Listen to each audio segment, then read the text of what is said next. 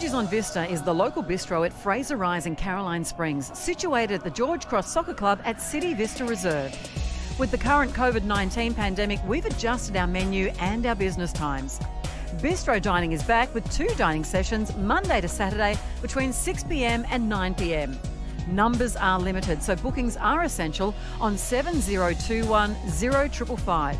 Head to georgesonvista.com.au to check out the menu and the dining times. We're also doing takeaway 5 nights a week, Monday to Friday. You can order your meal, kids' meals, or your favourite snack meals via email.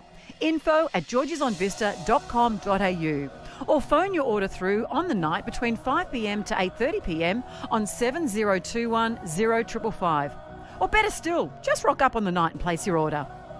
Visit georgesonvista.com.au to see the dine-in and takeaway menus and for business hours. Get behind local business and dine in or order your next takeaway dinner from George's on Vista, 46 City Vista Court, Fraser Rise, in the heart of Caroline Springs.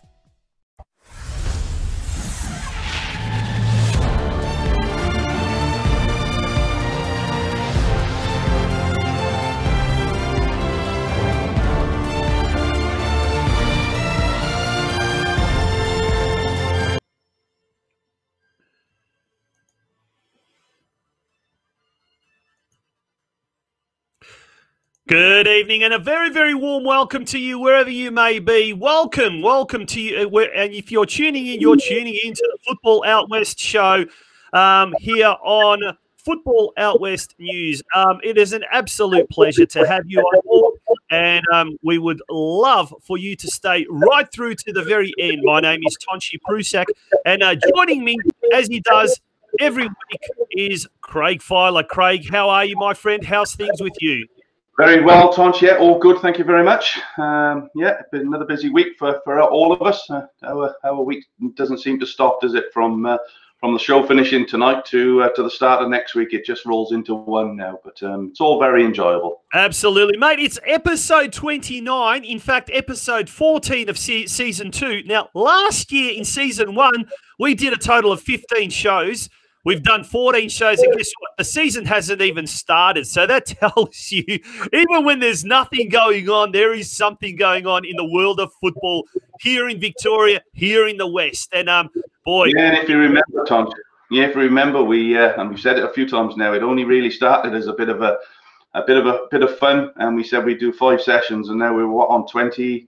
This is 29, is it? 29. That's exactly right. So, yeah, it's certainly grown with us. It's something I think we both look forward to now, and looking at the numbers we get in week in, week out, so do the viewing public. So that's what we're here for, to give them an opportunity to speak anything football. Yeah, absolutely. Look, tonight we've got a jam-packed show. We really, really do. We always say it every week. There's something going on. Even when there isn't something going on, there's something going on. So our news desk very, very shortly is going to be filled up with lots and lots of information, lots of news. And we've even got a bit of a scoop, actually, about the NPL, or at least the NPL 2 competition. But, Craig, our guests tonight, who are they and what are they going to be talking about?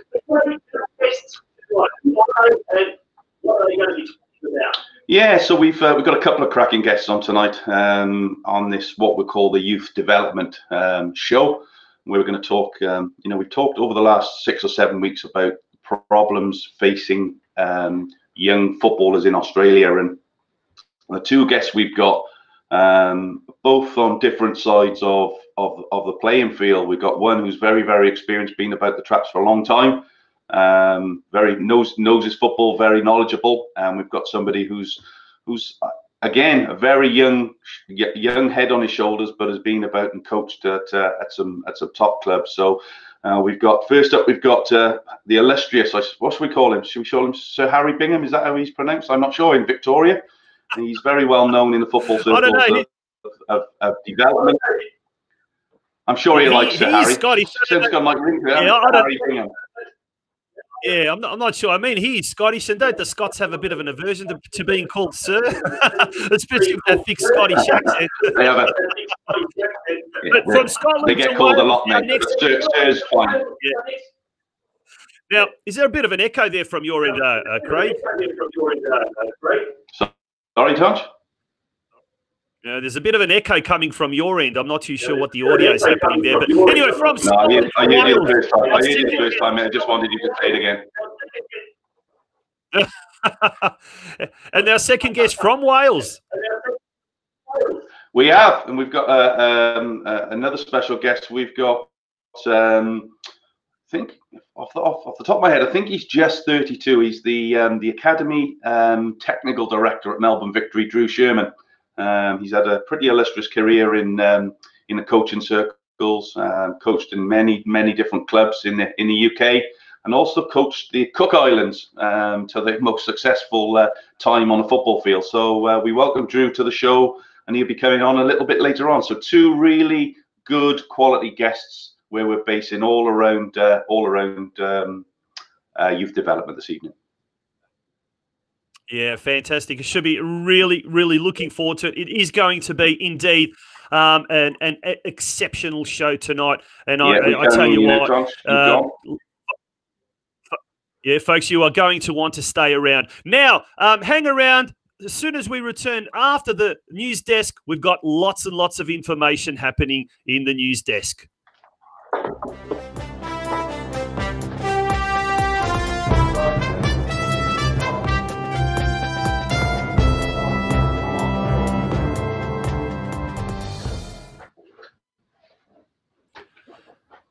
Hello, Craig. Where's Craig gone? Hello? You're on air. Hello? Okay. Yeah, if you're still with us, ladies and gentlemen, we've obviously got some technical issues this evening with the internet again. It's not surprising. Every week we seem to have an issue, but it looks like Tonci's back. We'll get Tonci back in the room. Yep, Craig. Over to you, but as we were saying, if you can, if we're still talking, we're still live on air. Two great guests where we're just going to be talking everything football development this evening. Some plans that's in place, and a document that Harry's put together. So we'll be able to hear what Harry's saying. Welcome back, Tonci.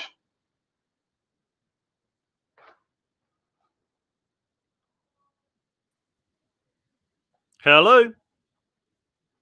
Hello? Hello? Looks like we've got some technical issues at the moment, so we're going to have to maybe take a little bit of a break, and when we return, we're going to go back into the news desk. George's on Vista is the local bistro at Fraser Rise in Caroline Springs, situated at the George Cross Soccer Club at City Vista Reserve. With the current COVID-19 pandemic, we've adjusted our menu and our business times. Bistro dining is back with 2 dining sessions Monday to Saturday between 6 p.m. and 9 p.m. Numbers are limited, so bookings are essential on 7021 0555. Head to georgesonvista.com.au to check out the menu and the dining times. We're also doing takeaway 5 nights a week, Monday to Friday. You can order your meal, kids' meals, or your favourite snack meals via email. info@georgesonvista.com.au, or phone your order through on the night between 5 p.m. to 8:30 p.m. on 7021 0555. Or better still, just rock up on the night and place your order. Visit georgesonvista.com.au to see the dine-in and takeaway menus and for business hours. Get behind local business and dine in, or order your next takeaway dinner from George's on Vista, 46 City Vista Court, Fraser Rise, in the heart of Caroline Springs. Welcome back to the Football Out West show here. And it is episode 29. And look, we seem to have lost Craig for the minute, unfortunately. We're going to continue. They've got lots and lots of news happening at the moment. It's only a week now before the Women's World Cup is announced. And that's going to be happening next Friday morning. So Friday, 26th of June at 2 o'clock in the morning. That's when the decision will finally be announced. We'll know if Australia and New Zealand will be hosting the World Cup. That will be great if that is the case. We're trying to get Craig. We don't know what has happened with Craig. He seems to have lost. We're hoping to get him back. Craig, are you there? Hello. We can see him. We just can't hear him because he's once again off guard. So the A-League, it is resuming on the July the 16th here in Melbourne. It's a Thursday night and it's a big derby game between Melbourne Victory and Western United to be held at Amy Park. As at, I guess, 7 p.m. this evening, we still do not know if it's going to be broadcast on Fox Sports. The latest news, and there was an article just, I think it was announced earlier tonight, and we're going to pop that up on screen. Foxtel exits the current FFA deal, could sign a new cheaper agreement on Friday. And that is an article that appeared in the Financial Review this afternoon by Max Mason. So Foxtel has walked away from its current broadcast deal with Football Federation Australia, but could lock in a new cheaper agreement with the sporting body for the COVID-19 hit 2020 A-League season as early as Friday. Now, the talk there is basically that there is a loophole where they were able to use that loophole and were able to, in effect, get out of, I guess, the loophole is apparently that 20 days had passed since the games were broadcast, and they were able to then walk away and renegotiate that deal. So whether or not that is the case, that article stated as such. So look, it will be interesting to see. Besides that, what is going to end up with the A-League, the broadcast rights, but there is talk as a contingency. There could be either an alternative broadcast partner or even the games being streamed. Hopefully, by the start of or the restart of the A-League season, we will be having some sort of vision because Western United and Melbourne Victory, I'm sure that will be an absolute ratings bonanza. Regarding the NPL competition, well, earlier today, North Geelong Warriors on their Facebook page leaked the news that it is likely that the A-League NPL will be returning on July the 26th, which is a Sunday. Fixtures will be finalised in the next few days, but NPL 2 and obviously I'd say NPL 3 and including the NPL competition as well will be coming back supposedly that weekend. So if we quickly find that news that has broken on the North Geelong site, the North Geelong Warriors NPL men's senior team will be coming out to play on Sunday, 26 July, with Football Federation Victoria confirming the restart date of the season. Warriors football director Josip Skorko said once the government gave the all clear, we were always committed to playing this season.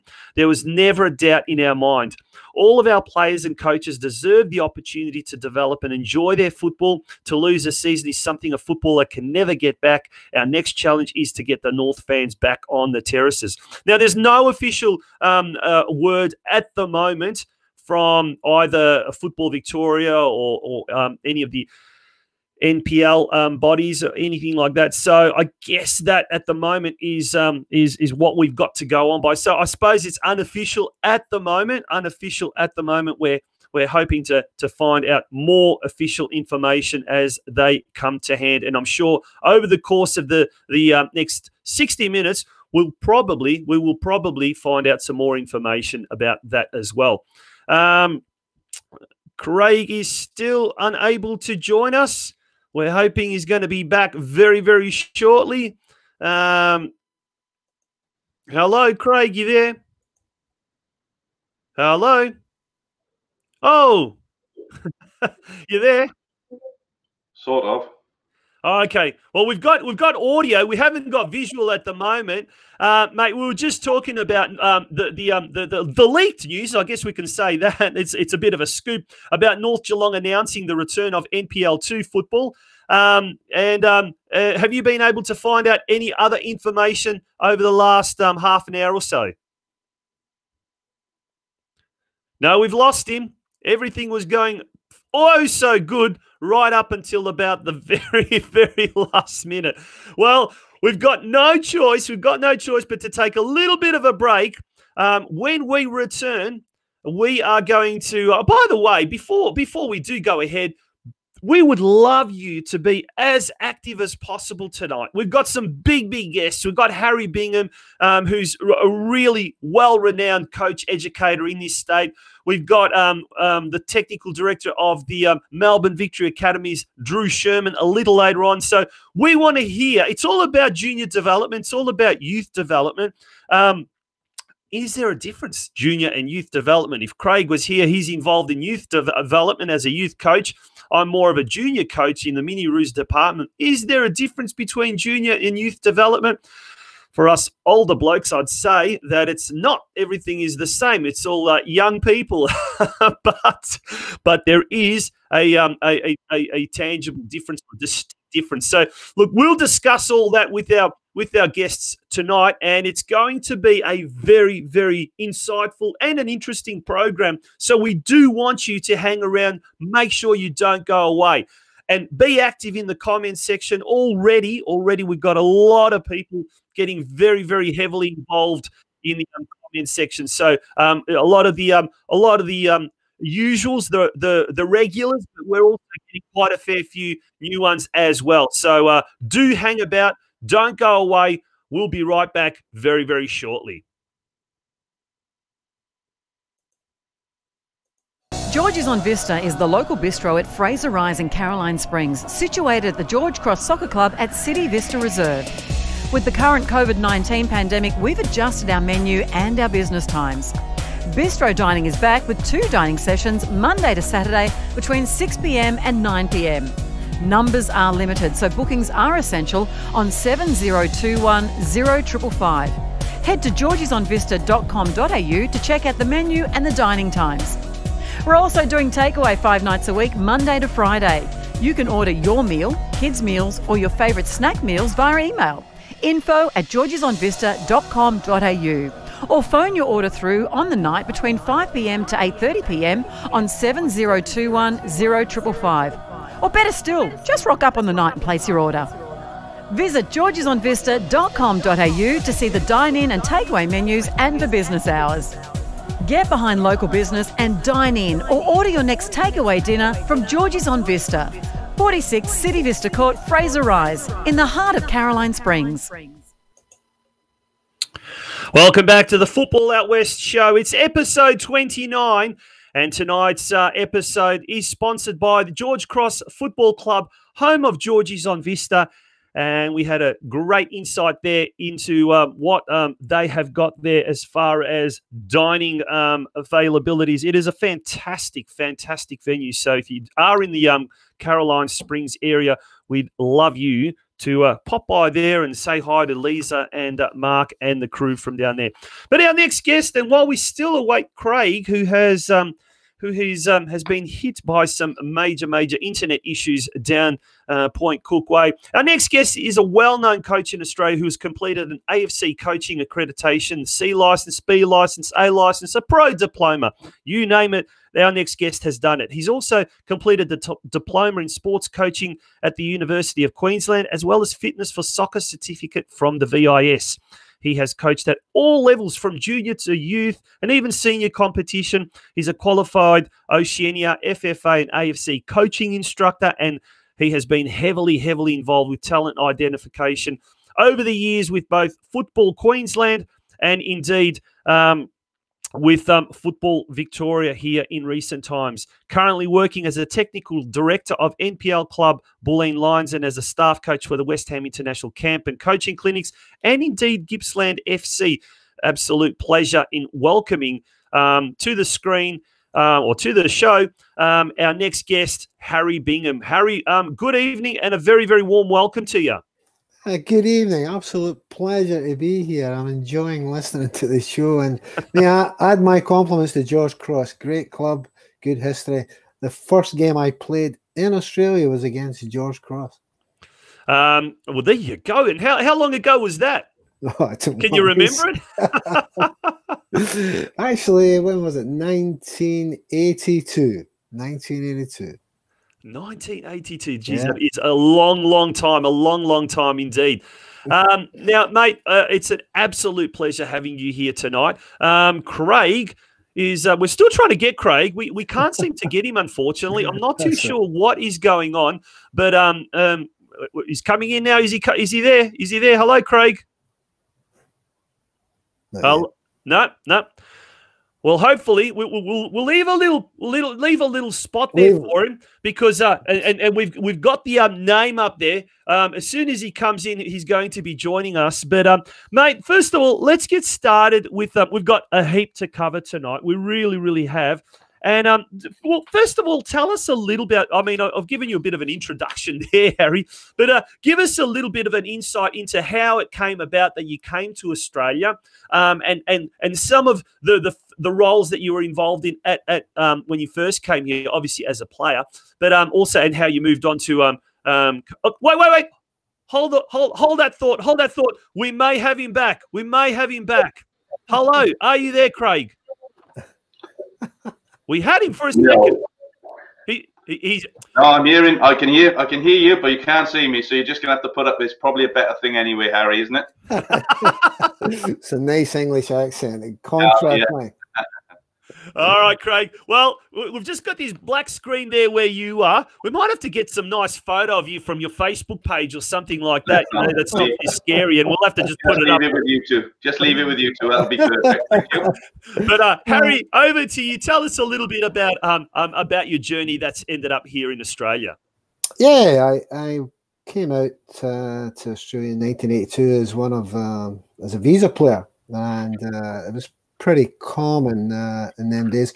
The state leagues and the national leagues were getting promoted to bring, I guess, to try and improve the standards. So each club was around 3 visa players, and I got an invitation to come and join Morwell Falcons, who were now accepted into the old Premier League of Victoria.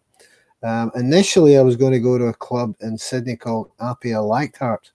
And I didn't know nothing about Morwell's. Apia was Sydney, and I was sort of naive and young. So I was waiting in Apia, but Morwell actually called me, sent me through an introduction to place, sent me an actual direct contract with accommodation and a job and the things that are important. So I opted for it, and I never looked back. And I've got a great nostalgic feeling for Morwell. They were a club that brought me out. I played there for almost 10 years, played over 300 games. And, you know, in that time, we were a prominent team. We won 2 state league titles, top 4 cups. We were in the National Cup, Doherty Cup. We were very successful and always ambitious. And the club always wanted to go to the National League. Actually, you had promotion to the National League in 1984. We never took the option. The club didn't feel it was ready. Got a second chance in 1989 and lost to a playoff to West Adelaide. And then we continued to play in the State League. I retired from the game and started getting into coaching. And I coached youth and started like anybody else, youth, reserves, became an assistant coach, went and got coaching badges, became a senior coach, and so on. And the club got accepted into the National League, I think it was 1994. And from there, they had a good 4 or 5 years there. And I stayed with the club. I became the senior coach in the old NSL. We actually qualified for finals. And then from there, I went on around, kept going coaching, interstate. Yeah. And you do what you do. What was it like, the playing in those days? Obviously, I mean, the surfaces weren't anywhere near as good as they are today. And we really sometimes complain when it's a little bit waterlogged or when the grounds are not perfectly manicured. We really are a bit spoiled today. But back in those days, especially out in Gippsland Way, the grounds some of them must have resembled cow paddocks and quagmires and what not. What was it like playing in those conditions in those days? Yeah, you know, Tonci, you sort of, it's a topic that would come up later in youth development, condition of fields and pitches. Players always want to play in a good pitch, and they'll you know, before a game you go out and test the ground, what kind of studs do you need, moulded or screw-ins, whatever. So a pitch is definitely a factor in the feeling a player goes about his business. But I may add, the weather was never a problem for me. Once you leave Scotland, you're never cold again, you know. So, but but field conditions, will have an effect on a game. But if you let it, you got to get the situation where we're going to play this team regardless. We're not going to sort of complain or want to pitch up to a higher standard, because you can set yourself psychologically down and be beaten by maybe lesser teams. So, but conditions certainly weren't of the nature they are now. And I think when you're talking about youth development improvements in the game, field conditions and the status of football in Australia has progressed. The question you might ask after all that is, why hasn't talent progressed beyond 2006? We'll talk about that a bit later on. Victor Brincat, who is, he's, I guess, the alpha and omega when it comes to George Cross history. He's a regular listener of this show, and he's actually commented in the comment section, Harry, we beat your lot 2-1 in your first game here. I'm sure Victor could probably tell us a lot about Harry's first game in Australia. But yeah, look, moving along. So you finished your playing career. And then did you always think you wanted to be involved in coaching, or is that something that sort of you stumbled upon by accident, or is that something towards the end of your career it started entering your mind? It had challenges. You've got a love of the game, and so you want to stay around the game. And Morwell was always an ambitious club and a good place to be. In them days, Gippsland, Latrobe Valley was thriving. Power stations, plenty of employment. You had people coming to the valley from all over Australia. So it was a thriving economic hub, and that makes the club could afford to bring in players from interstate and overseas, etc. So its ambition was to go to the National League, but that then meant excitement and opportunity for young players. And I thought, so it was a good time for me to begin my coaching career. And I started coaching youth and doing all my coaching certificates, etc., like anyone else. But the pleasure of coaching is love of the game, and you need to have that before any other quality. So as a player, if you haven't got a love of the game, then you can be as knowledgeable and as accredited and qualified as you can. But if you don't love the game, it's like you guys, you're not going to have things happening around football without people with that passion. So when I had took over charge of young players, it was important for me to recognize enthusiasm and passion, and then I felt I could do a job. Craig, can you hear us? Did you want to ask a question? Welcome. Yes! Thanks for joining me, guys. We've got Craig. Thanks for joining me, eh? 5G and Point Cook's clearly not 5G, is it? So welcome to the show, Harry. Thank you, Craig. Have I got time to do the news? Welcome to the show, Craig. Welcome.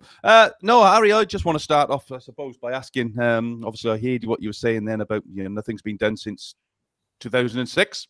I think we're all in agreement with that. Over the last 3 or 4 weeks, everybody's sort of gone on the bandwagon. Nothing's changed. So what is the current problem? From your side, what do you see in the current problem of football in this country as we stand here today? I guess it's the conundrum of not knowing actually where youth development's at, what it is, and what a program means, and what's the indicators of where.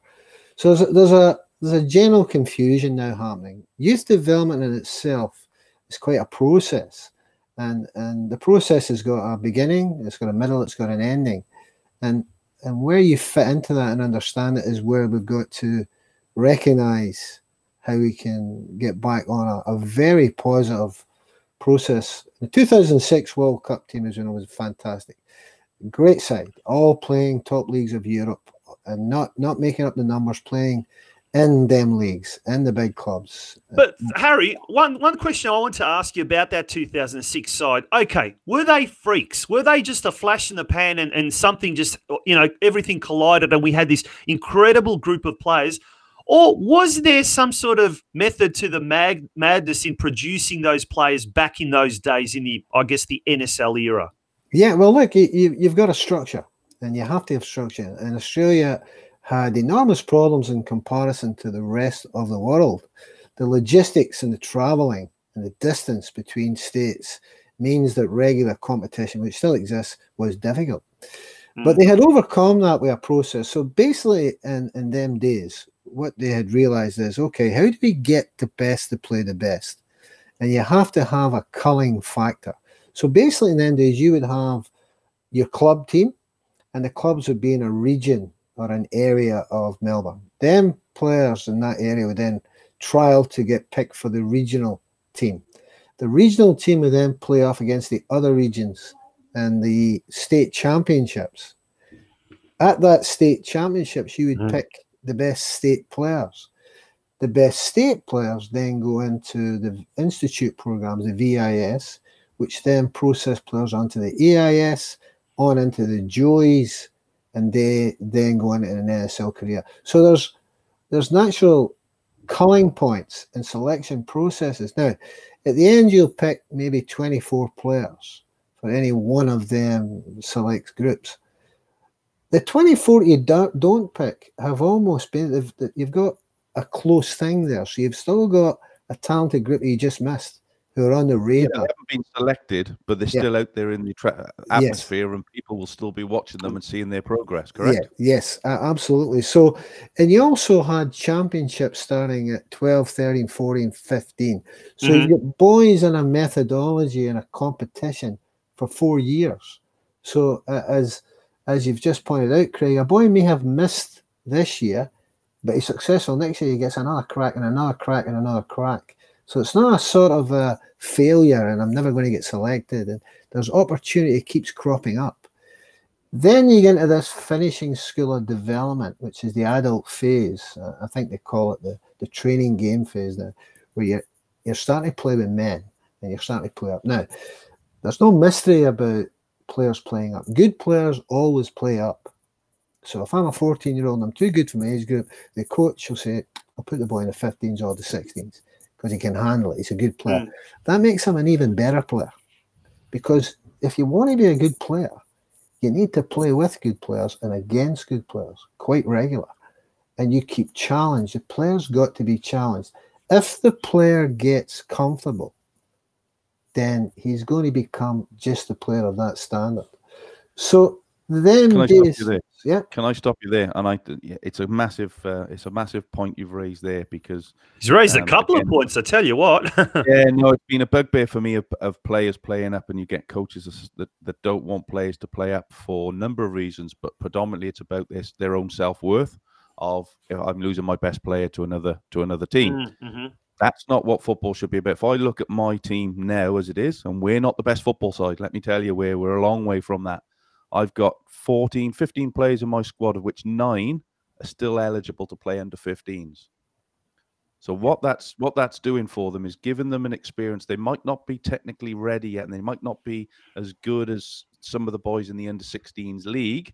However, they're getting the experience of playing against better players week in, week out, which is going to allow them to grow not only as young boys or young men, but also as footballers, because they're learning different parts of the game that perhaps they wouldn't learn in under 15s. Now, every week we bring up probably 1, maybe 2 of the under 15 squad. So on any given Sunday, I could have a squad of 14, 15 players, of which 10 will be under 15s playing in under 16s. For me, there's no downside to it, Harry. Would I be right? Yeah, no, look, I think you get stages, and I think we've got to get an understanding of it. But what you're talking about, and if you go back actually to the statement you made, Tonci, that you were a junior coach and actually Craig's a youth coach, then there is a definition and there's a process and change. So this is the thing that we have to get back to. What we talked about before in them systems, and one of the dangers of going back to the past is getting nostalgic, but you have to look at the past if you want to improve the future. Okay, let's do that. Let's have a look at that, yeah. So the only time ever relevant is now. We don't know what the future is going to bring, but unless we plan and invest, we ain't going to have one. And I think, unfortunately, right now, things are at really the bottom, and things have to get bad, really bad, before things generally change.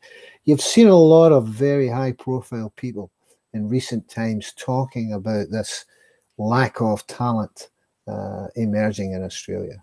Now, they're talking about the top end ready to come into the A-League and ready to maybe go overseas like they did.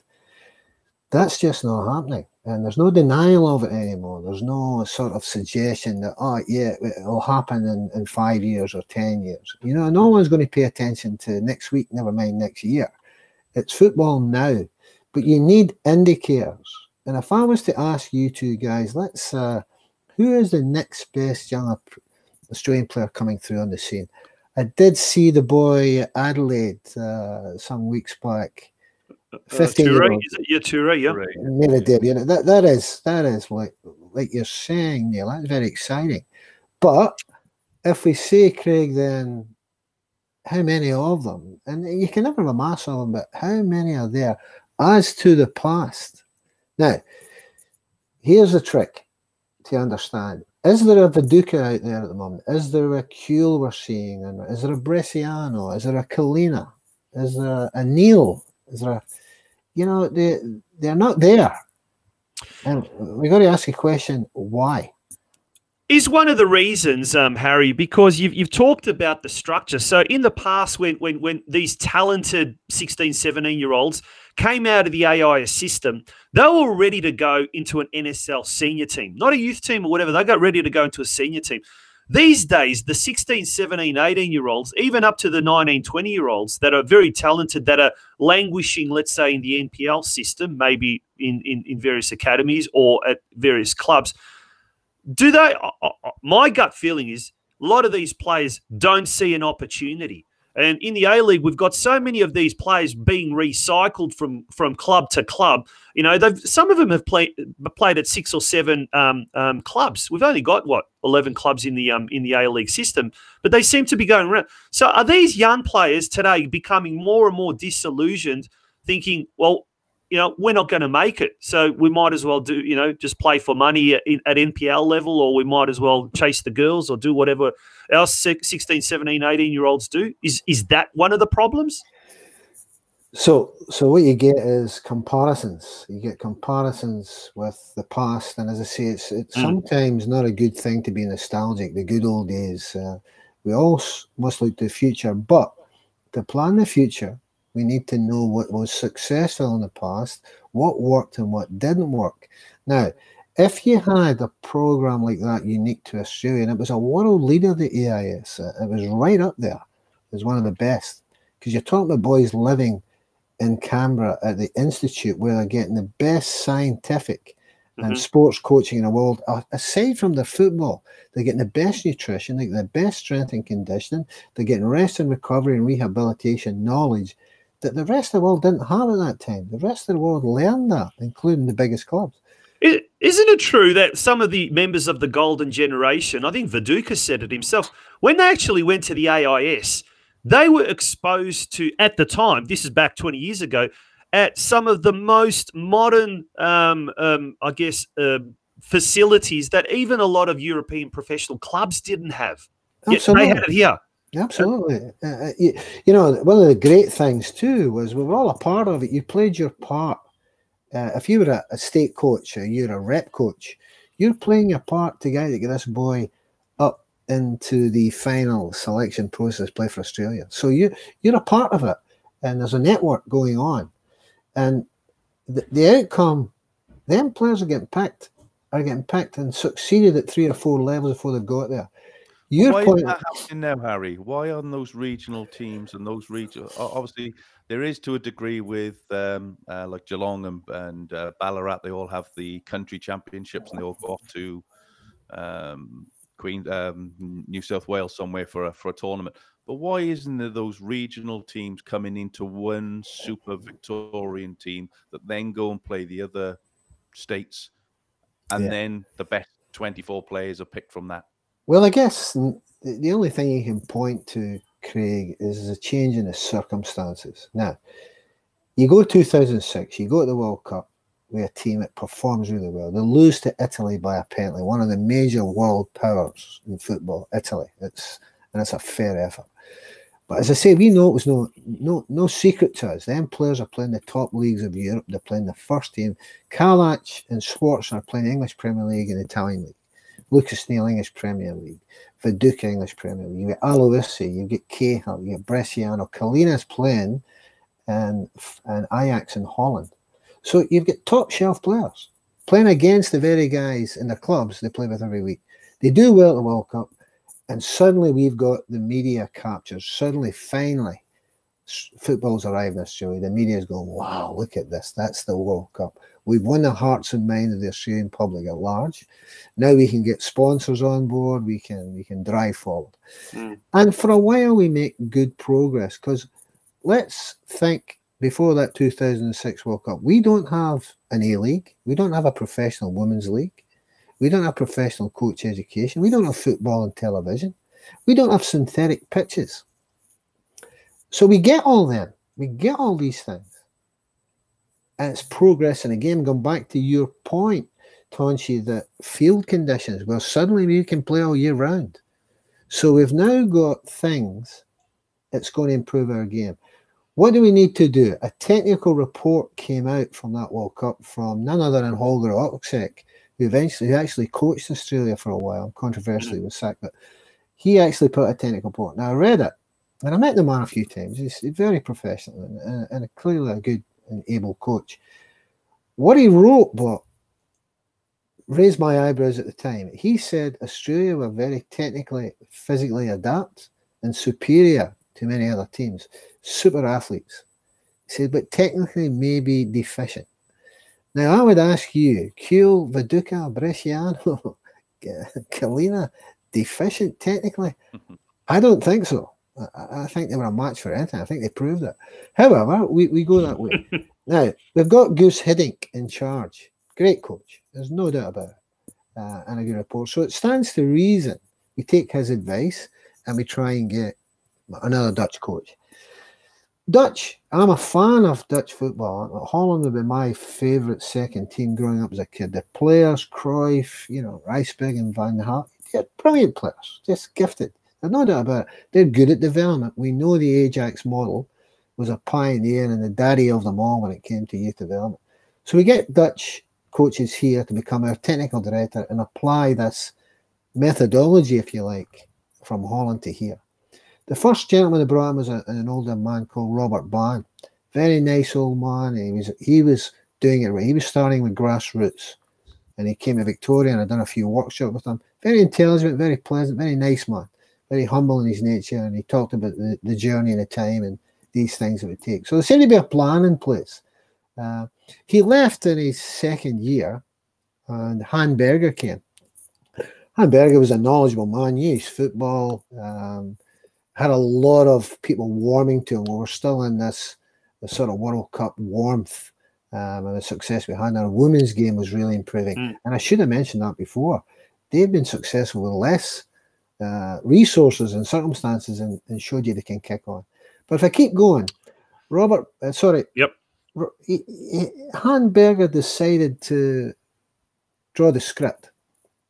So he says, okay, we're going to have a national curriculum.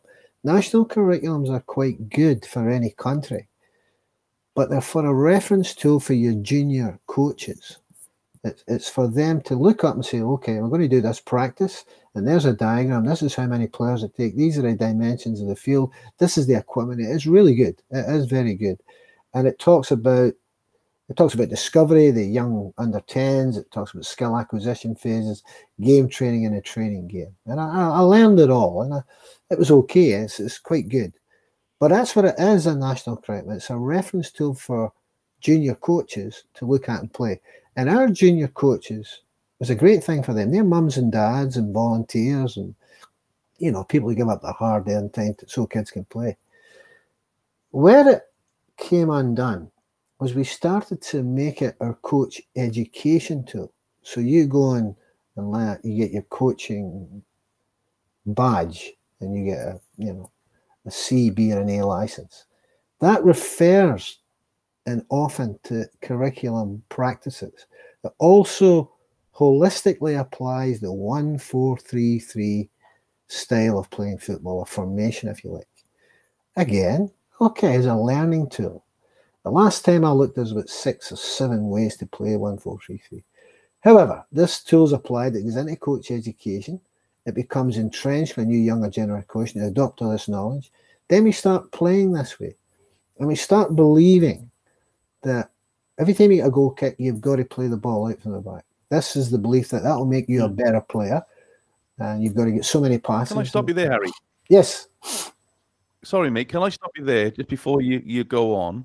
You talk about the 1-4-3 system that was being brought in by the Dutch coaches who brought up the first curriculum that we had. Yes. Is the big issue there that you spoke about being that Dutch coaches trying to bring Dutch football into Holland, into Australia, but we're not Holland. That's a great point. We're different. We're a different country. So is it a case of they were trying to bring something in that Australia is not, and trying to change that whole way of playing too quickly? Look, I think that's a good point. But you get into senior football there, and you're right. You're saying, look, you cannot replicate any other country in another country. You're talking about the culture, the language, the food, the whole nature of a population of people. So you can't do it. Nobody plays like Holland apart from Holland. Nobody plays like England apart from England, Argentina, Brazil. They all have styles and ways of playing, which makes the game great. That makes the game what it is. You need diversity. You need challenge. You need to be able to work out, the tactics of that team against our tactics. Where can we exploit? Where can we protect? How do we play the game? That's what you're doing with senior football. And your great players will unlock and be creative and imaginative in giving you the pleasure of football. You say, we're going to stop him. We're going to stop him coming forward. We'll mark him. But he's beaten him. We'll put two men on him. We'll cover that gap. You're constantly analysing, looking at a game at the senior level. So if you go back to the junior level, yes, 1-4-3 is quite a good width formation, gives good width and depth in the field for passing options. But it doesn't mean much in the scheme of things. What's happened is we've applied it so holistically that when you watch a junior game of football, it has become the worst status you can ever get in a game of football, where the football becomes predictable. When football becomes predictable, it'll become boring, it'll become methodical in its approach, then the six has got to play the ball there. If he's not got that, he plays it back to there. You're like painting by numbers in how the game is played. And what you're killing is a player making decisions, often the wrong decisions, but learning from, I should have passed it, but I took him on, and so on and so on. So the pleasure of the game, the love of the game is getting killed by muss. And you're getting this clash now with old football and new football. Football is adaptive all the time. You've heard the one about if them old players, they couldn't play nowadays. Yes, they could. George Best, Johan Cruyff, Pele could play now because they would adapt. They're good players. Good players adapt. There you go. Yeah.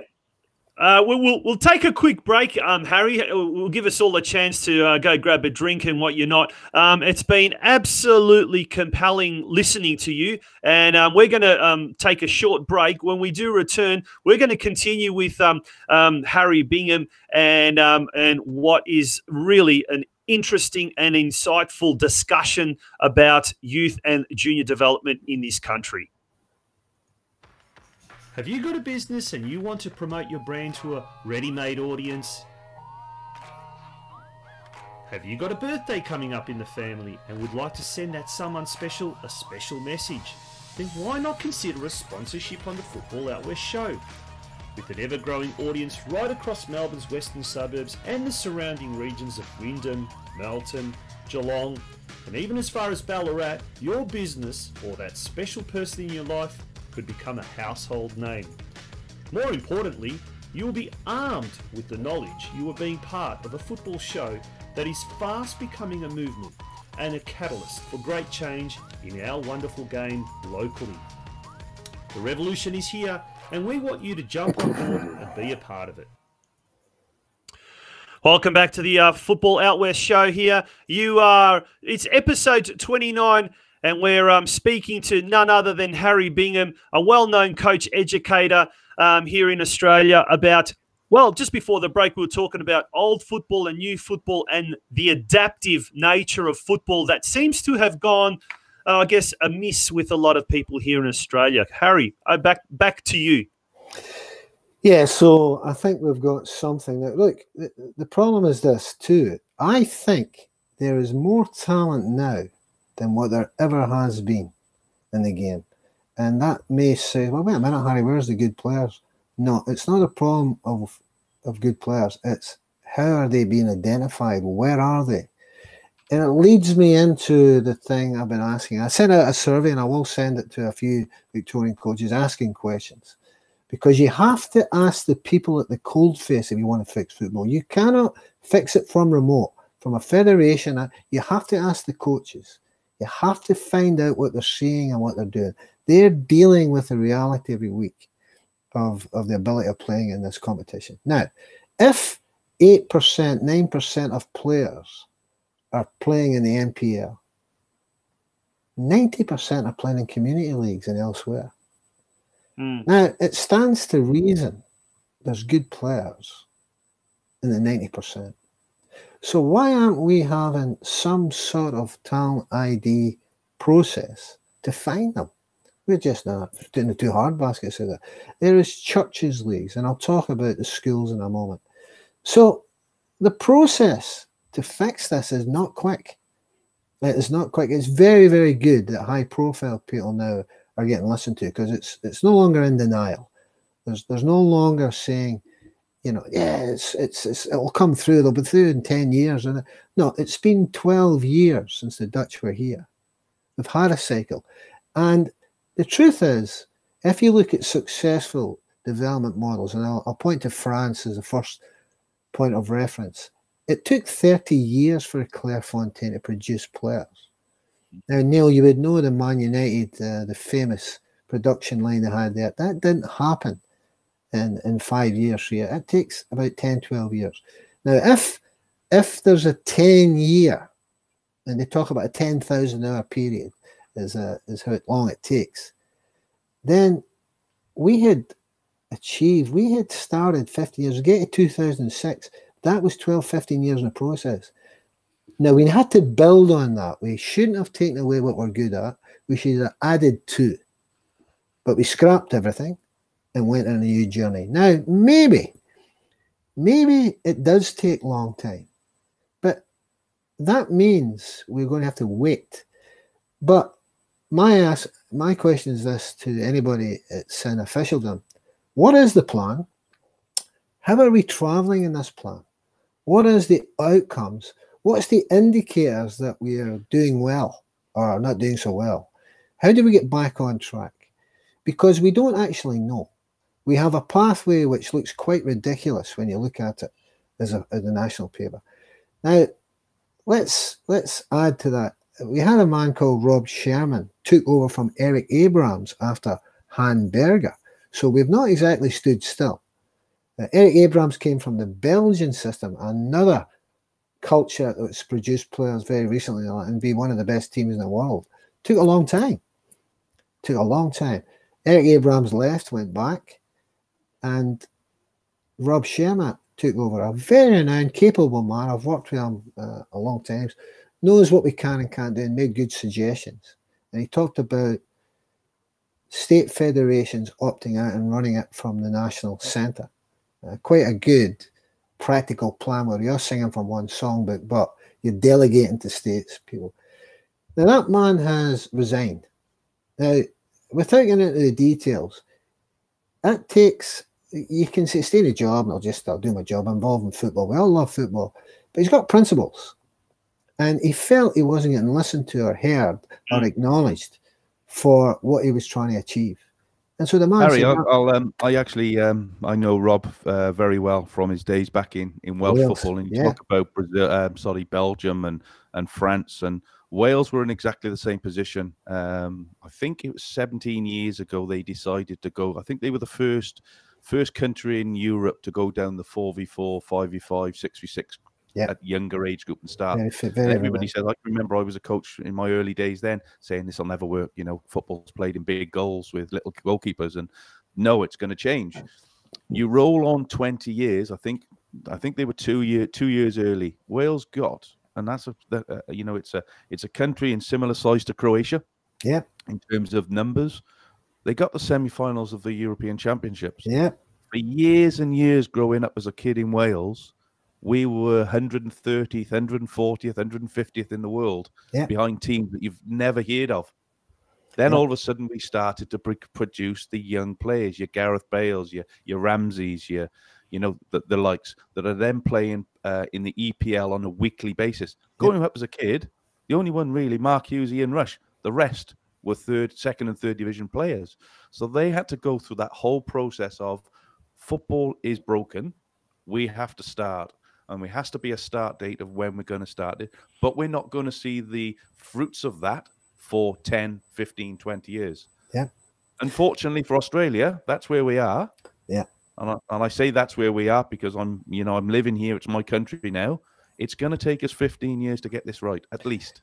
Yeah. Well, see, that's the reality. One thing to add to that, Craig, is if you look at the countries that's been successful, as in terms of what is success, but if you look at a country like Iceland, Croatia, Wales, small countries who don't have the resources, they don't have the big leagues. So what do? They work on, right, what can we do? What can we actually do from here? And they look within. They don't look without, they look within. Let's say, this is the logistics, this is the travelling, this is how many players we've got, this is the competitions we have. These are the starting points if you're going to come up with a plan. Now, Wales clearly did come up with a plan. And then they send their players out to the big teams and the big clubs. They get them out of Wales. They don't stay in Wales. Because, like I said to you again, if you want to be a good player, you have to travel outside your comfort zone. Now, if you're a young player, and Ian Rush is a great example, you're going to play with Liverpool. You're going to be a god in Wales. You're going to be an inspiration. And that's the trick. Don't stay in kind of go. Denmark's another great achiever. Denmark's best. That's another one. Yeah. It's a cold country, small population, high achiever. So why nobody plays in Denmark? Though. Exactly, Neil. They play outside in the big, but they come back and play with the country and inspire the next generation. So, but what disappoints me is this country had achieved its 15 years in 2006. It had done it, and its youth teams. This is the other now. The thing they'll say, the thing you'll hear is winning is not important. With juniors, little under 10s, who cares? The youth team, you're starting to plan to score goals and get a result and not concede goals. You're starting to get an awareness about the framework of a game of football, the purpose, if you like. So winning is not utmost, but it starts to figure in the importance of things coming. And then you hit the training game phase. When you want to play in the seniors at 17, 18, then you've got to perform. And if you don't perform, you're not going to get picked. Now, all of that is what development entails. It entails, yes, enjoyment, love of the game, growing up, learning skills. It also involves losing. It also involves winning. It also involves not being selected in the team. I'm just going to ask you there's something, Harry, what you just said, it involves losing. And is that something that today we're not prepared to do? Like Craig said, there's a lot of coaches that look at the short term and they're not prepared to let some of their better players play up an age group because all they want to do is win. It's all about the results and this and that. And further to that, my point here being is, I mean, especially look at the A-League. They sign players on one-year contracts. They don't look at them on three-year contracts like with a bit of a strategy in place. And are we, as a country or as a footballing nation, Australia, are we looking too much at the short term, not enough at the long term? And are we not prepared to sort of maybe fall and scrape our knees at the first few obstacles? Or what do they say? Short-term pain, long-term gain. Is that something that's just been thrown out the window because we're obsessed with trying to get results too quickly and we're as a result becoming impatient?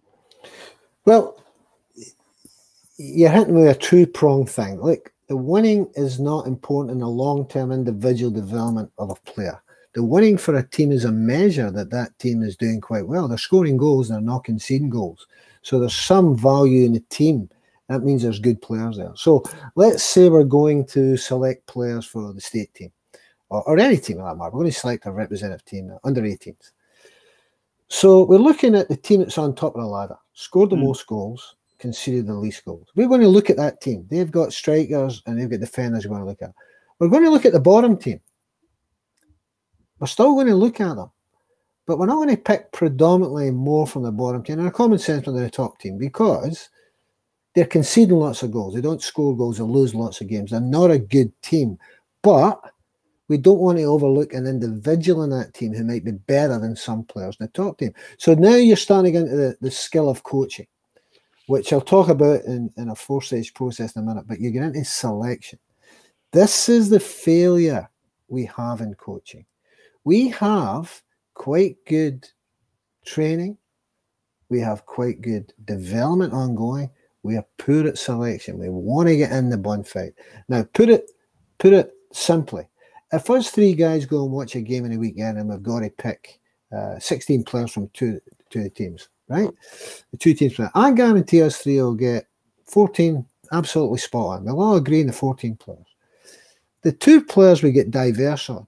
So Neil says, Harry, I like the boy on the left because he can play on the right as well. And Tonci, you say, yeah, but that boy can drop back into another position. He can play midfield, he can play defence. Then that's a diversity of choice. That's what we started. Oh, I don't know. But that's the beauty of the game. There's nothing. You've got to have that. You need to have this conviction, and otherwise you get a state of football where you're all agreeing we're going to play that way. And he's going to fit into that spot there. We're going to do that. You're going to get what we've got, predictable football. Now, our national under-17s, and I'm a fan of Australia. I watch them. I'll go backwards. We actually, if people care to remember, we actually made the World Cup final, and we lost in a penalty shootout to Brazil. And I remember it well. A young Scott McDonald was playing, and we eventually signed him at Morwell. But to cut a long story short, that's how good we were. We had youth teams. We beat Holland in Holland, Olympic qualifier. Ned Zellick scored a goal. So we've had very good results, which you've got to acknowledge that we're a good team in the past. We were coming up to 2006 without any hesitation we're going to be good players. If I watched the last couple of years ago now, our under-17s were playing a game in Mexico against Nigeria. We lost 6-0 in that game. We lost 6-0, right? Played well. And well, you're talking about the national jersey of your country. Now, that's a World Cup. Results are important. Pride, the heart and the sleeve stuff is taking place. Now, there's still players going to get selected. Maybe, because I don't think, I'm sidetracking, I'm sorry, but I don't think selection for junior international sides is no longer a good indicator you'll play senior football. There's not many coming on through from that. But anyway, if I go back to the game, I lost 6-0. I watched the game. A couple, maybe 3 of the goals, but certainly 2 of them were headed goals. The opposition up and headed the ball. And in them goals, there was a hesitation I noticed between the defence and the goalkeeper, uncertainty as to who would challenge the ball. Nigerian boys just attacked the ball, put it away. Good side, really good side. Athletic, better athletic than us. So then I was at a presentation, and there was an analysis on the goals scored against us and who it was done. It was quite good. I like the way the chap broke it down. I don't like, I won't publicly mention names, but it was a well-known coach in a very influential position, stood up next. He was the next presenter. And he actually said that he was at the game. Yeah, we lost 6-0, but we were the better side. And I actually looked at my 6-0. Yeah, it was a 6-0 game, and I actually looked at my other coach. If you've just tuned in, you are listening to Harry Bingham, the comedy. This is the Melbourne Comedy Festival. Harry, just very quickly. Afterwards, we're very, very shortly, we will be speaking with the technical director of the Melbourne Victory Academy as well, Drew Sherman, who will also give us a very, very good insight into the modern, I suppose, the modern side of junior and youth development. But in the meantime, Harry, that's a very interesting point. So this fella now, we won't mention his name, after they've just lost 6-0, he said, yeah, but we were the better side. Goodness me. Hopefully he's still not involved in the game, is he? Well, yeah. Not mentioning names. The danger of that is this. started going about possession. We completed 478 passes and they didn't. So there is in where you're at. The knowledge gained from the curriculum is still carrying on becoming a coach education, and possession is vital to keep.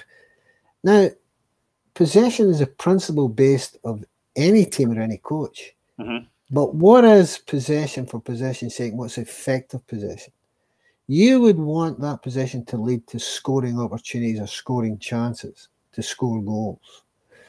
The other thing to understand at possessions, I'm sure, Craig, you played in games like this.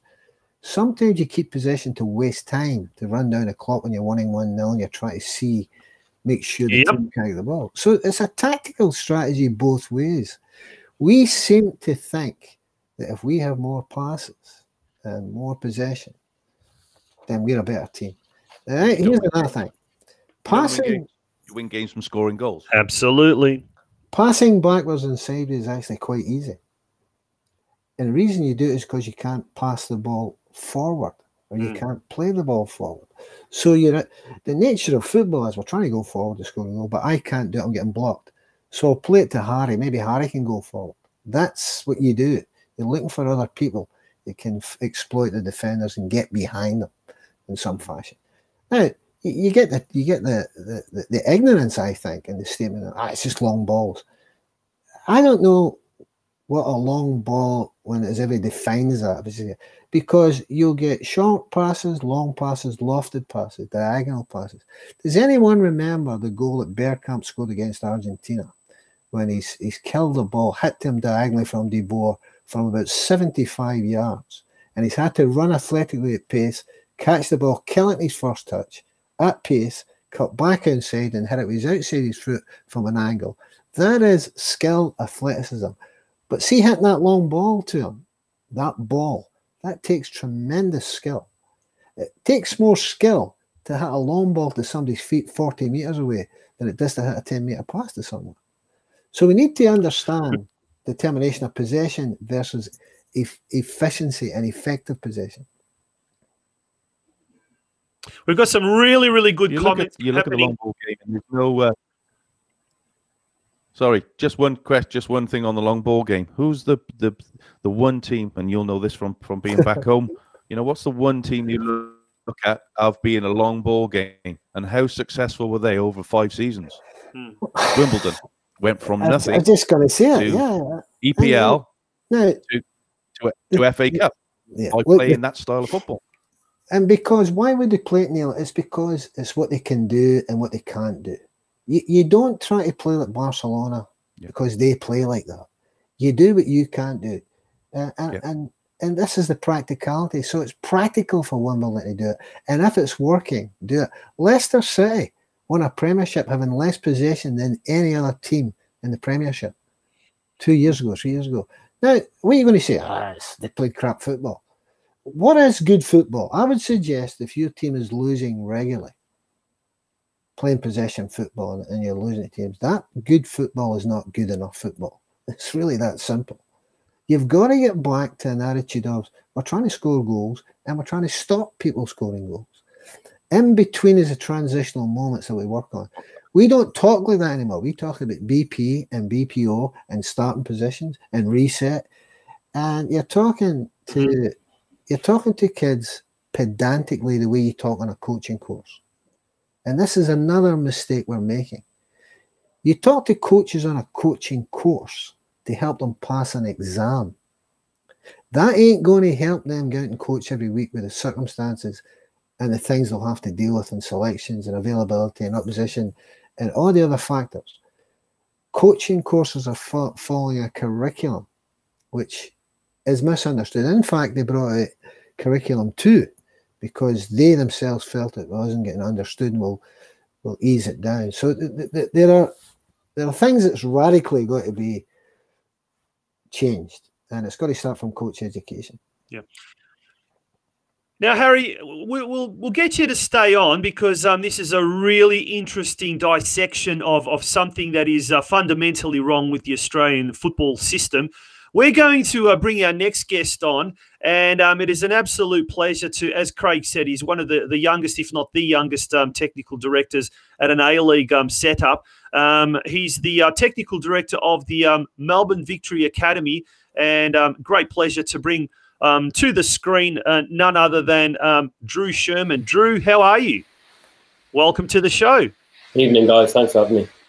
Well, first of all, Drew, tell us a little bit about your role at Melbourne Victory, and specifically, you know, the environment that you find yourself in as far as your role with youth development. Yeah, it's listen, it's a broad role, and it's ever evolving. It seems different every day.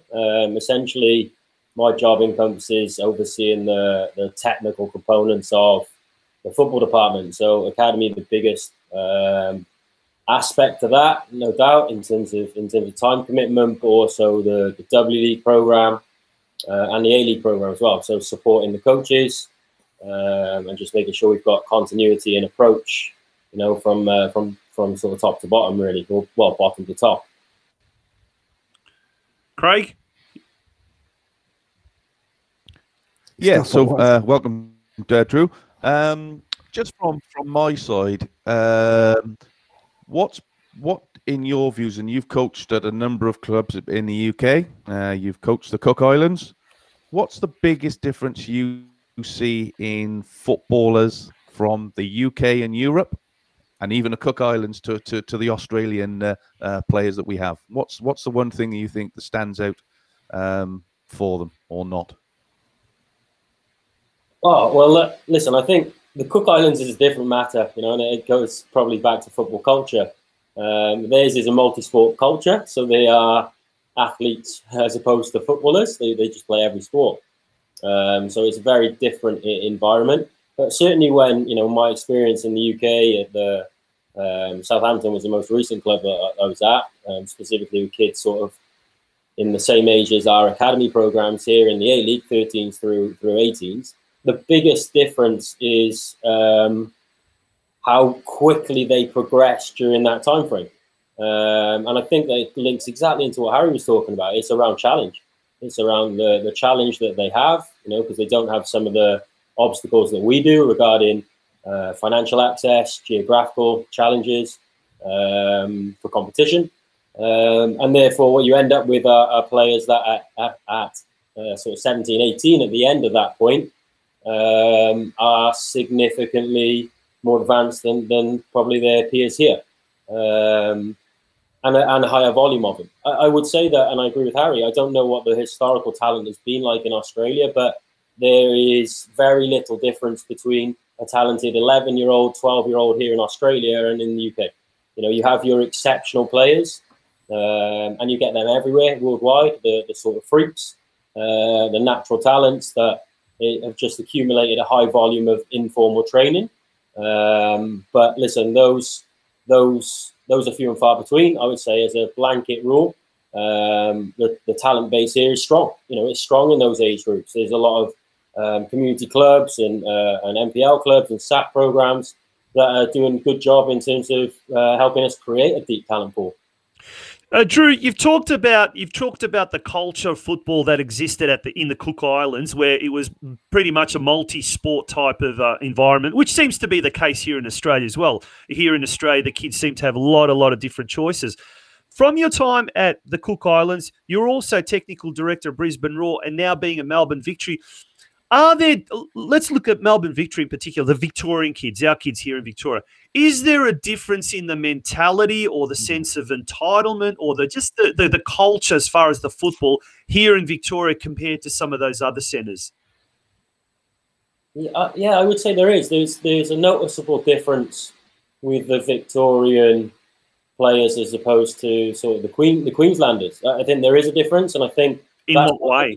The advantages of Australian football, because we have such a diverse cultural background, and you know, Victoria in particular, that we have the range of sort of things that kids like doing informally from a football perspective. You have you know, a player of Italian descent has a different sort of background to an English player, to an African player. So I think that multiculturalism that we have here in Victoria helps to create an environment where we're able to have kids with a wider range of different skill sets and greater variety. And certainly in Queensland, you do have that, just not on as big a scale. And you have there a real workman-like mentality and a sort of real pride about being a Queenslander, which is their biggest advantage. So those kids, they always will fulfill their potential because they have that sort of in them. So those kids almost kind of like every time they step on the pitch, they feel like they're representing their state. They feel like they're representing someone. Is that right? Yeah, certainly at Brisbane Roar, when you're an A-League program and you are, I suppose, the sole A-League program in your state, well, you are by definition representing your state, right? So when you play anybody outside of your state, you are a representation of, some of the most talented players in Queensland. So I would say that here, obviously with more clubs and more opportunities, there's a wider spread of talent where it's more concentrated in Queensland. Now that has its advantages, but it also has major disadvantages. It's much more challenging in Queensland to provide a level of competitiveness and challenge outside of your training environment. Here, that's not the case. New South Wales, again, a greater depth of players.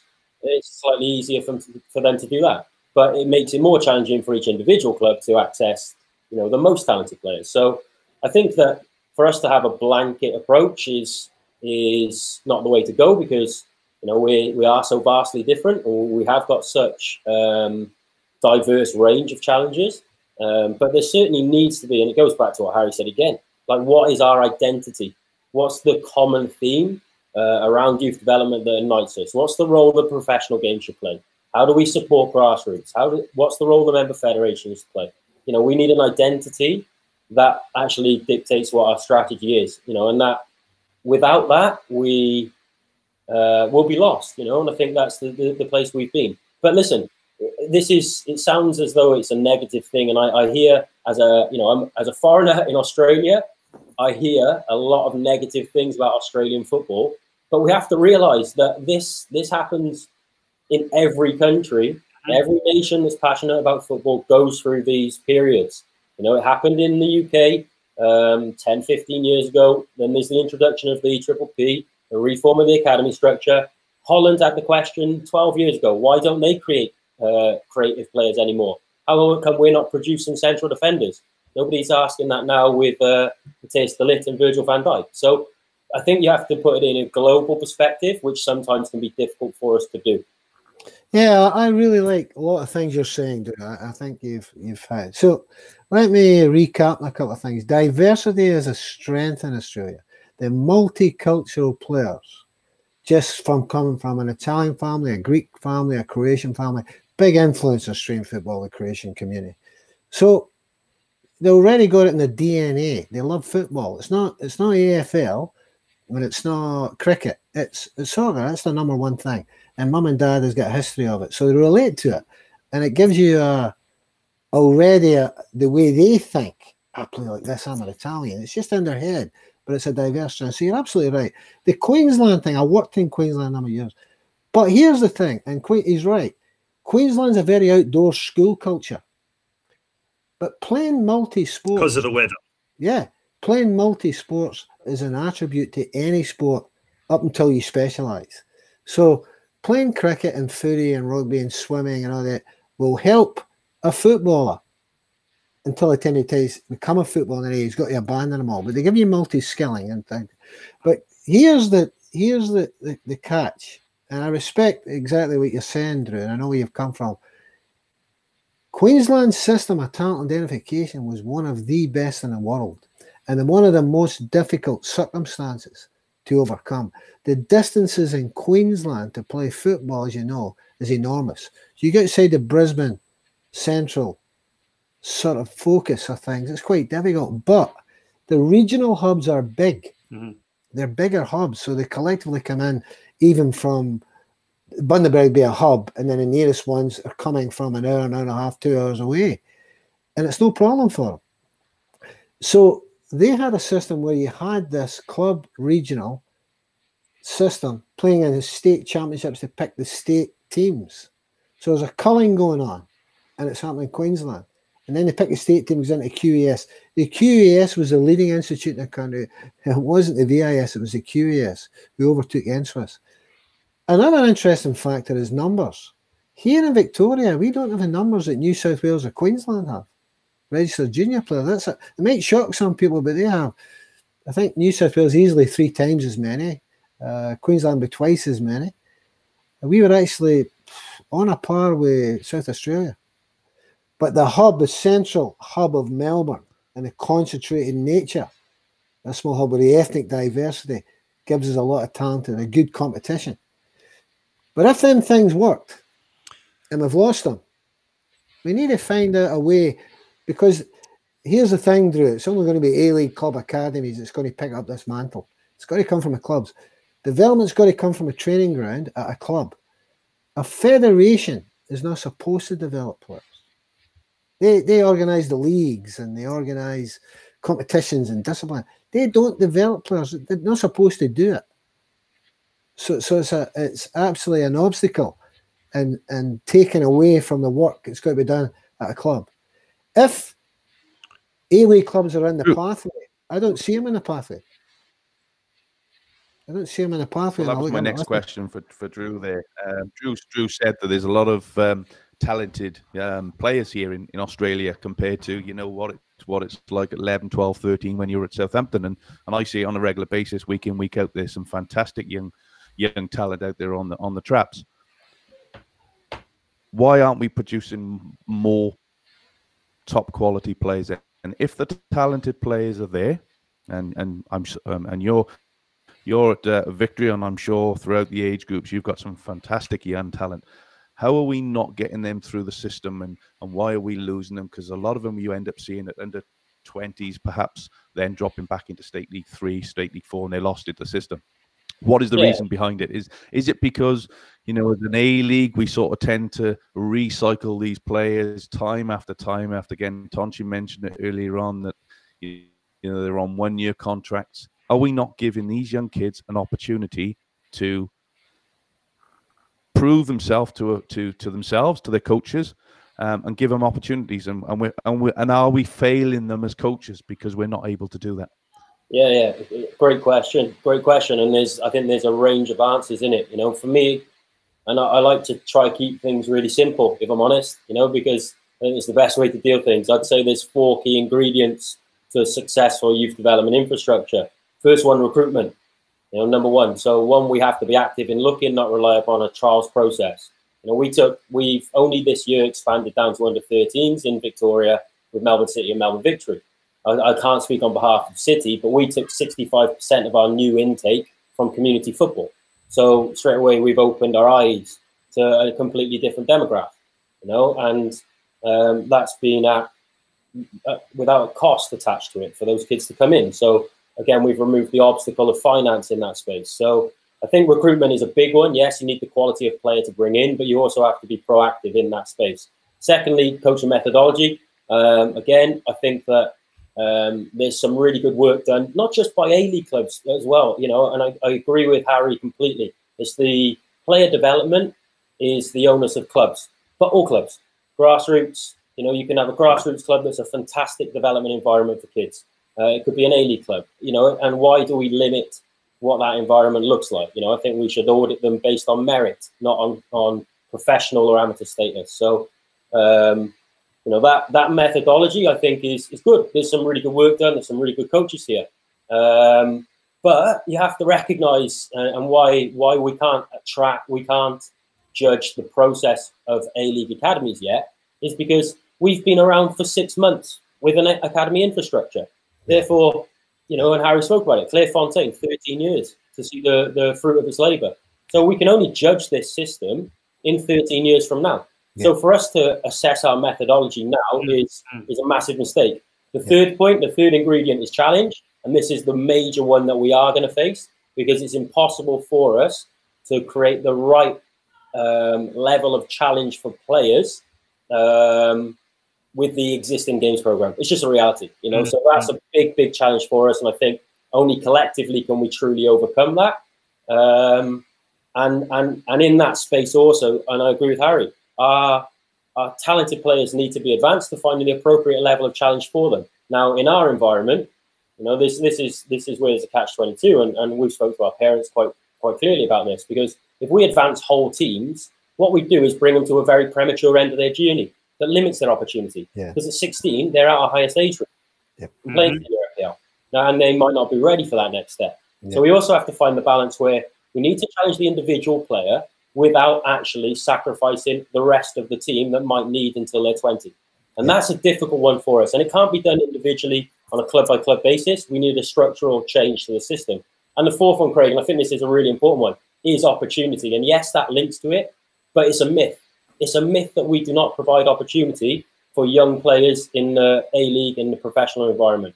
Because we provide 15% of our total minutes of a players under the age of 21. The most common age of players contracted in the A-League is 20 years of age. So to say there are not opportunities in the A-League for young players is a myth. You know, when you compare those statistics to the top development leagues, and use Holland as an example, you know, Holland have 20% of their minutes go to players under 21.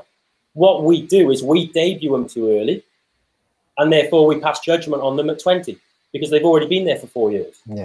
And that's one big challenge. Second one is, how do we, you know, we actually make it really difficult to retain those players.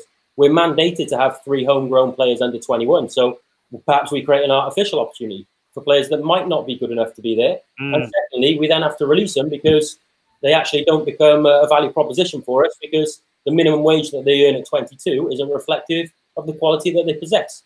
So the key area that we need to retain them and expose them to more minutes between 22 and 24, they're out of the A-League environment, and then they're dropping into NPL, as you say.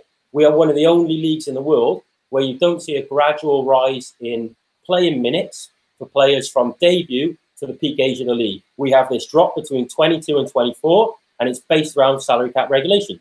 You know, you look at that compared to, and it's a big drop, by the way. I've just said we have 15% of minutes for under 21s. In that key first opportunity, that first window where we provide exposure to players and we could potentially sell them, which everyone benefits from, the money comes back into football, they're not playing. In the Dutch league, 30% of minutes are for players in that age. Croatia, and you saw about Croatia. Croatia debut kids later than us. They debut kids at 19, but a quarter of their league are playing between the ages of 22 and 24. So we've got a fundamental issue, not with opportunity, around patience. And it's because of the economics of the professional game here. You know, we're dictated to by factors that aren't player development. So that whole issue about the salary cap, we hear that thing about the salary cap, we hear that a lot, and people say we need to get rid of the salary cap, we need to scrap it because it's not keeping us competitive at the top level. But there's also that other element that the salary cap now is also impeding the youth development side of things as well at that level. Is that right, Drew? Is that what you'd say? Yeah, I believe that it's doing one of two things. It's creating an artificial opportunity for players that haven't had the development time because the appropriate level of challenge between 13 and 18 hasn't got them to the point where they deserve that opportunity potentially. You know, and not in all cases, but to say we have to have 3 homegrown under 21s or 3 under 21 players, there might not be 3 that are good enough. So to mandate it actually means that you create a sense of artificial opportunity. Now, that's not good for anybody. You know, you want players to have earned that right. And secondly, the cutoff around 21 means then, you know, obviously when we get players who are that little bit older, then they fall out of that category. And they then, you know, they potentially fit into our salary cap. They have the minimum wage, you know, those implications. Like we don't have a market that determines value based on player quality. We have a market that has an artificial bottom. So, yeah, don't get me wrong. Players need to be, we can't have a professional league with players earning, you know, a pittance and struggling to survive. But you have to understand what the trade-offs are. Yeah, very interesting discussion, very interesting conversation. Harry? I think, so you're starting to get into areas of finance now, and you're getting into comparisons. One of the benefits of being in a country where the culture is football is that you'll not make it at. I do a bit of work with West Ham, so I know all about the finishing school Drew anywhere with the best academies in the world. Now I include Barcelona in this.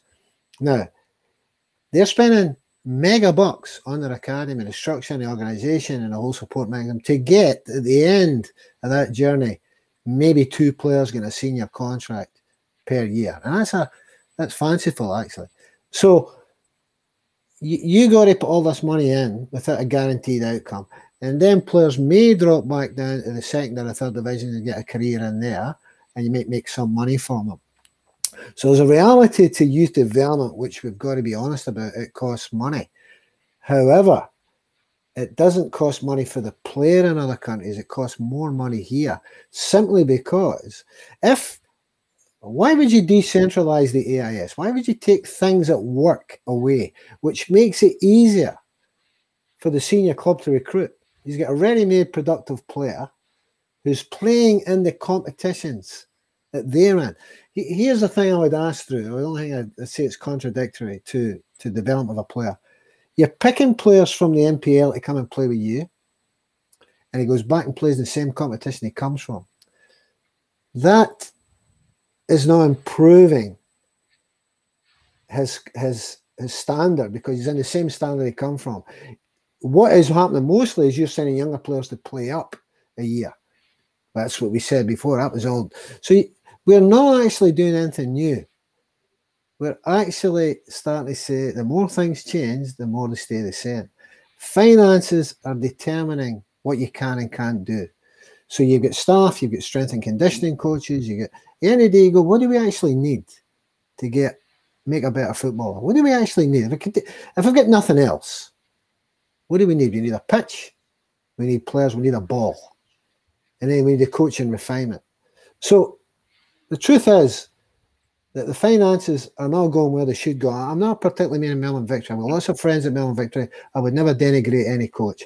I'm saying to you, if there's a need to produce youth, then we've got to identify a need and put in what it takes, whatever it takes, given the logistics of what you can and can't do. So you go back to Wales, you go back to Iceland, and they've succeeded with a model that's uniquely working for them, and they're now getting the World Cups and they're producing the next generation by incentive and by love of the game, the inherent things you've got to have in the DNA.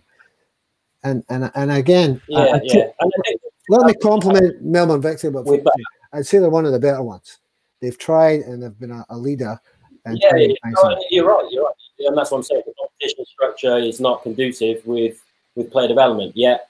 So for us, and I can only talk about Melbourne Victory, and we keep preaching that, it is not the games program that will develop the kids with us. It's the competitive environment that we create in training and the challenge that we can create, because that's the one thing we can't affect of those three. We can directly influence opportunity, directly influence the players we recruit.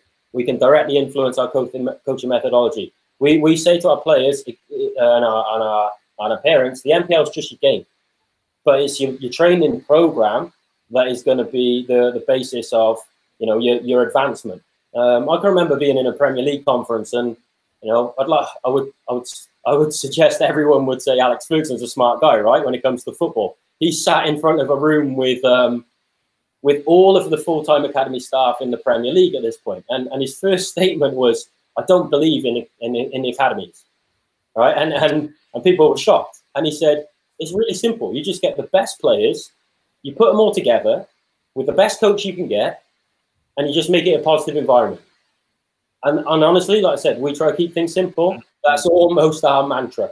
Yeah, well, guys, we could go on all night. We really could. We're going to have to wind it up here, unfortunately. But to close things off, and Craig, I think we got to get these two gentlemen back on, don't you reckon? I think we've had some unbelievably positive comments in the comment section, and the quality of the discussion has been absolutely brilliant. What do you reckon, Craig? You're right, Tonci, but it just shows you how passionate everybody is to this cause, and we can't change it individually, but collectively we can help to try and change the way that that football's conducted in Australia. And as we've said throughout the show tonight, it's not going to happen overnight. It's a process of doing it, and Drew's absolutely spot on. I sort of said about opportunities there, but it's 10 years down the line. They've only been going for a year in the academy, so we can't judge what it looks like now. But let's judge it in 10 years. But we've got to start the process, and it has to start now. Absolutely. Otherwise, we're going to be talking about this in 16 years. Absolutely. Now, just to finish up, gentlemen, I know it's very difficult, as Harry said, to predict what is going to happen in the future. But taking everything that's happening at the moment, and that has happened to Australian football and Australian society with the COVID shutdown, with the Fox TV rights deal that's happening, or no deal that's happening now. First of all, to you, Harry, what can you see happening over the next, say, 12 to 24 months in Australian football? Be bold and have a guess what is going to happen, good or bad.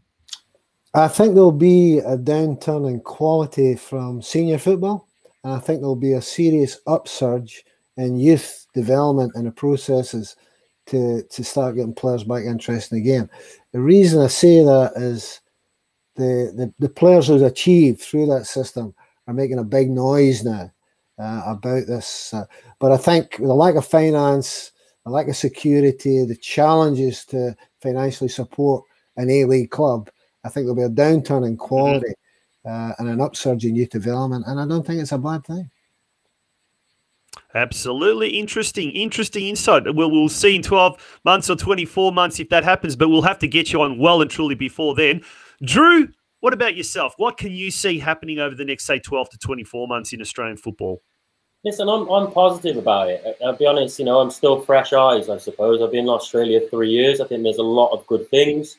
I think there's a lot of people that talk a lot of sense, and I think that in tough times, it's times where there's opportunity for unity, right? And I think that when we can move into that sort of space and come out with some clarity around who we want to be as stakeholders in the Australian landscape, I think there's definitely going to be challenges around sustenance of our clubs at all levels, and I think really the only way we do that is by making sure we work collectively, and professional clubs are only as strong as grassroots, and vice versa. We have an obligation to help improve grassroots. So, I think this is the opportunity for us now in this time frame. Excellent. Fantastic. Well, guys, thank you very, very much for joining us. This is the referee has looked at his watch and he's signifying that we are definitely deep into stoppage time here. But like I said, we'll definitely have to get you guys back on. It really is a very, very interesting insight into what is wrong and what is right. Let's face it, with Australian football and youth development. Harry and Drew, thanks very much and have a lovely, lovely night. Pleasure. Thank you very much. Thanks, Drew. That was Harry Bingham. Thanks, gents. Drew Sherman. Unbelievable conversation, unbelievable discussion that we had tonight, Craig. Mate, any last words or any last conclusions before we sign off for tonight? Yeah, look, for me, I think the big one there with Drew was the four main components, the recruitment, the coaching and methodology, your challenging and your opportunities. If we start linking all those things together now, it's such a,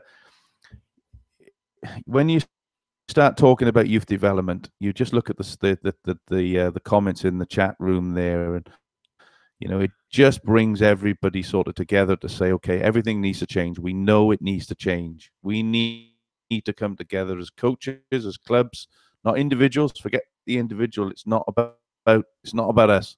It's about the kids and the youth development of today that's going to give them the best opportunities to play at the highest level. Along the way, then we've done our job as coaches. Same as teachers in school. If somebody's struggling with maths, they give them extra tuition on maths to help them understand it. That's what we've got to do as coaches. We're there to coach people. So, fantastic show. We will get the guys back on. It's an hour and a half that goes very, very quickly, Tonci. Every week we say, well, we're going to try and keep it to an hour, knowing in our heads it's absolutely no chance of it lasting for an hour. And, you know, next week we've got another huge show next week. So, well, shall we mention what's going to happen next week? Because this next week is something you just do not want to miss. You do not want to miss. And the numbers, our viewer numbers have spiked up in the last half an hour, which goes to show that people haven't been dropping off. And even though we've been talking now for almost 110 minutes, the discussion has been unbelievable. But next week, Craig, wow. Yeah, look, we've got another fantastic guest, and we keep pulling them out week in, week out. And, you know, with everything that's going on with football at the moment, and people wanting to know, you know, what's happening with this, what's happening with that, obviously next week, all things change slightly with the recommencement of contact football for under 18s, which is fantastic. We're actually going to have, and excuse me for not remembering what his title is, but we've got Will Hasty, who I think is competitions. He's head of football operations. Head of competition, head of football operations within Football Federation. So we will have Will on next week, and we'll be talking about, you know, everything that's going on within Football Federation, the competitions, the structures, the cups. So by the end of next Thursday evening, I think we'll be in a far, far better position. For all those people that text us every week throughout the week saying what's happening with this, what's happening with that, we don't know, guys. So next week will be the first opportunity. Absolutely, and let's you know, we got to be patient. We tried to get Will or someone from Football Victoria in on this week's show, and they politely declined for this week, but said that they would definitely come on for next week, and Will would definitely be coming on next week. Because there's so much going on, trying to get everything organised for next week. Absolutely, so. It was only a few days ago that it was the final cutoff for teams to actually announce how many or to enter their teams. So obviously, Football Victoria are burning the midnight oil at the moment, trying to really get their head about the competition structure, which hopefully, as you said, next week we will be able to have shed some more light on that. And every day there's some news happening. Now, before we do go, show your support, become a member of the Football Out West show.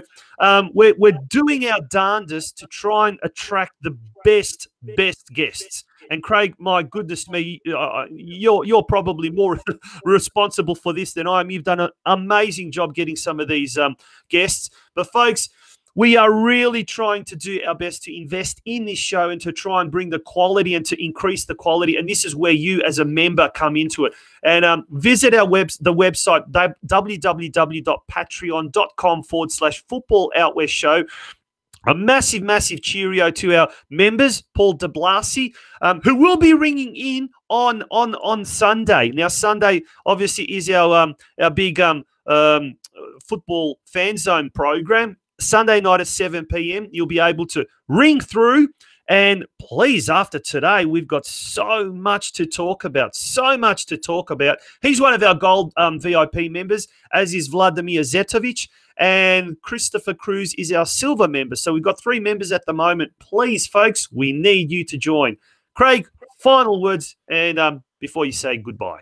No, look, fantastic show again, guys, tonight. Well done, Tonci. It's, you know, it is hard work trying to put these shows together. They don't just happen. There's a lot of time and effort goes in by me and Tonci throughout the week to get these shows. We want to make them big and better every week, try and get guests on. But we need your support as well, guys, to keep this going. There's lots that we want to do. But if you can dig deep at times when it's tough, and help the show out to become bigger and better, then we'd really appreciate it. And thanks for everybody for tuning in again tonight. Fantastic numbers again. Hope you enjoyed the show, and I look forward to catching up with you next Thursday. But before that, of course, as Tonci said, we have the Football Fan Zone on Sunday evening, where it's your show, where you have the opportunity to phone in, talk to us about anything to do with football, and get you live on air. So thanks very much for listening. Have a great weekend, and we'll see you all next week.